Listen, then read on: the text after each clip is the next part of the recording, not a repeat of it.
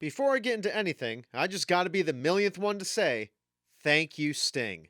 2024's AEW Revolution is in the books, and Sting has officially wrestled his last ever match. Even with the anticipation from that alone, this card delivered some amazing in-ring action. And with a lot more negativity being driven toward AEW, this pay-per-view was a huge step in the right direction. With this being the best pay-per-view from the company since probably All Out. I'm Duke from Duke It Out, here to give you every match at AEW Revolution 2024 from its worst to its best. Before I begin, please make sure to give this video a like and subscribe to the channel for more great wrestling content. Number 9, the All-Star Scramble match. It was kinda obvious this was never going to be the show stealer, with everything being very rushed from Meat Madness to what became the Scramble. But everyone got some really good spots here, and showcased some talent who don't get as much screen time like Dante Martin. And the meat chants with all of the big wrestlers were very fun. Then the right call with Wardlow continuing some dominance after the recent best promo of his career. Number 8, Timeless Toni Storm vs Deonna Purrazzo. While I was hoping for a bit more, it was a really good match that protected Deonna enough from the loss. Mariah May dressing as Toni's previous gimmick was a great troll, and Purrazzo showed some good submissions and getting fun spots with Luther at ringside. I do think they could have gotten more time, but it makes sense for Toni to retain, with Mercedes likely showing up at Big Business. Number 7, Christian Cage vs Daniel Garcia. A solid opener to the card that I think suffered from a bit of predictability. Garcia got some very entertaining spots when he got further heated, and Cage is as dastardly as always. But there wasn't as much belief that Garcia was going to capture the title here, and left the match more memorable from the character work rather than the wrestling.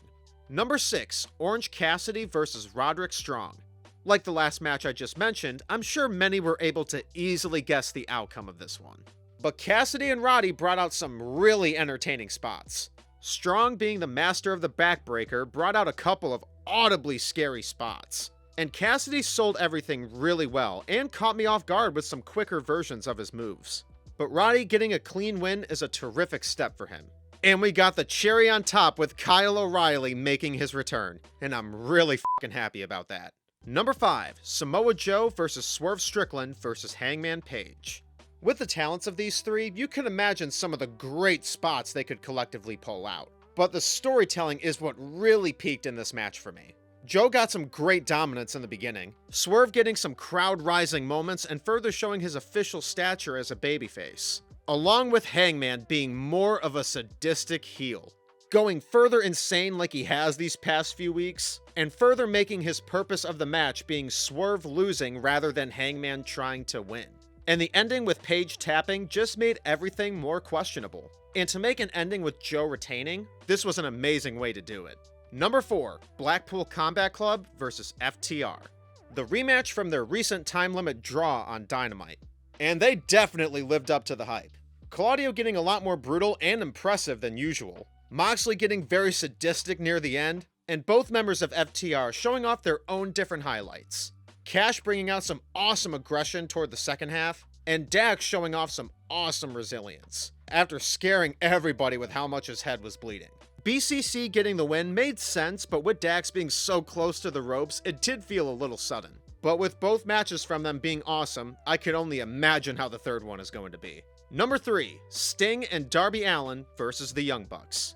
I may get some hate for not having this in the top 2, and I can understand why. As a match to let Sting take his final bow, we got some amazing highlights from him. The entrance with both of his sons was awesome. The video of Sting in the empty theater was also great, and it is only the icon who could make no selling that fucking cool. Him popping up from the table, no selling super kicks or kicking out at one, brought out the amazing adrenaline those spots usually bring, but it was more special because we knew it was the last time. The Bucks also did great and hilarious heel work, and wouldn't you know it, Darby tried to fucking kill himself again. But all of that combined to an amazing farewell match for one of the greatest legends in professional wrestling history. Number 2, Eddie Kingston vs Bryan Danielson.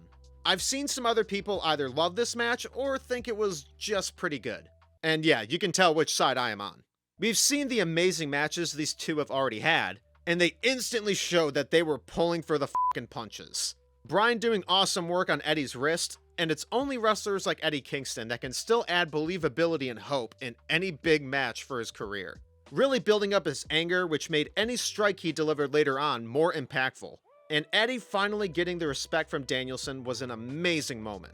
And if you haven't seen the video with the two of them backstage after the match, it's probably an extra reason why this match ranked so high. And number 1, Will Ospreay versus Konosuke Takeshita. Will Ospreay's first match as an active member of the AEW roster, and he already pulls out a Match of the Year candidate. We knew we were going to get greatness from these two, but goddamn, they really did put everything on the line. Ospreay bringing such a terrific pace with his usual moves, and really selling any offense he took from Konosuke, which was more valid since Takeshita gives what might be his best AEW performance so far. Further getting more brutal with the strikes, and the creativity he kept exposing throughout left me jaw-dropped. Then you get genuine fear in the match after Ospreay's awful landing with that top rope brainbuster. But the closing half just further cemented how much either one could blow our minds. And it's a match that could only lead to better things for both competitors, especially because there is no Don Callis interference. So that's my ranking for the Revolution 2024 card. Please let me know what you thought of the pay-per-view in the comments below. Thank you so much for watching this video. Please make sure to like this video, subscribe to the channel, ring the bell for notifications, and duke out your opinions below in the comments.